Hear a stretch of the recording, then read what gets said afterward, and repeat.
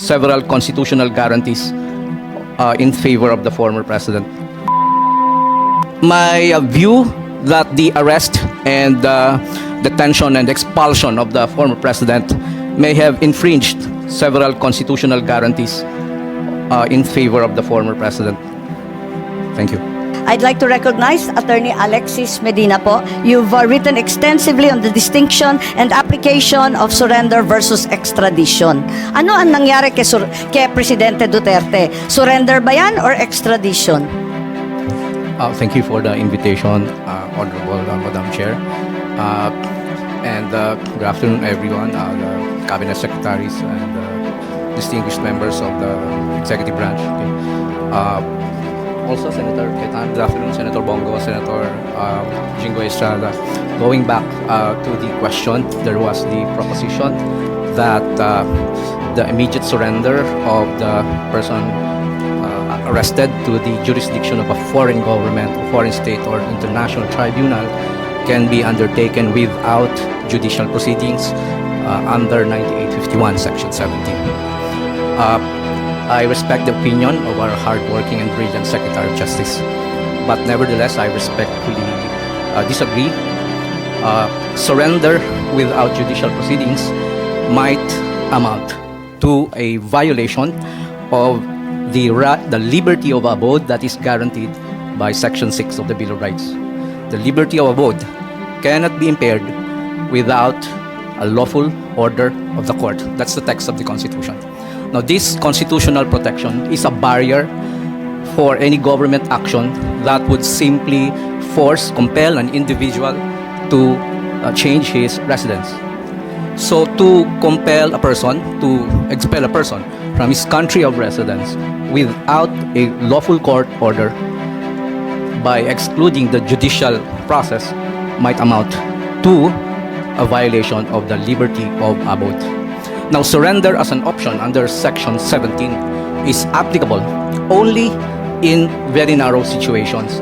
One is when the person to be arrested has already voluntarily surrendered to the custody of the national government, in which case that negates the necessity of the extradition process.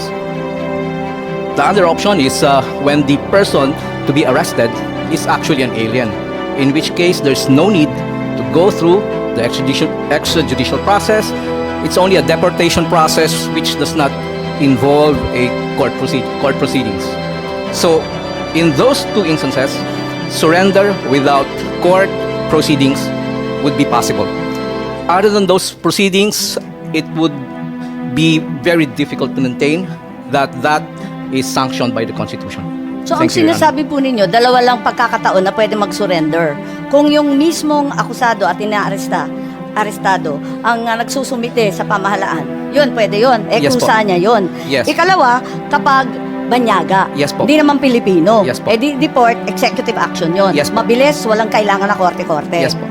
So yun lang, wala na pong ibang exception, wala na pong ibang sitwasyon kung saan pwedeng surrender. Kasi pinagpipilitan na sinurrender, sinuko ang Pangulong Duterte ng pamahalaan sa Interpol.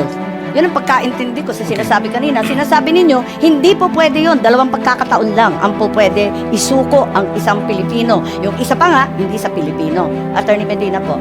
Yes, thank you, Madam Chair. I stand by my statement. There may be possibilities that surrender can happen in other situations, but certainly surrender of a person necessarily requires the lawful order of the court. And this requirement is consistent with the policy of the Constitution that whenever there's a deprivation of liberty, court intervention, judicial proceedings, judicial process is a requirement, because the right to liberty is placed in an exalted status in our constitutional system. Hindi po pwedeng, the Constitution does not contemplate exclusion of the court process in depriving a person of his right to liberty. Kung hindi pwedeng isuko ang isang Pilipino na hindi pumapayag, hindi naman voluntary, ang ibig mo sabihin, ang iba pang pagkakataon, extradition na. Yes, That's the only legal process to enforce surrender to the ICC. I-extradite na kapag Pilipino ka. Tama po ba? I agree, Madam Chair. Thank you. And extradition is a judicial proceedings. Involves judicial proceedings po.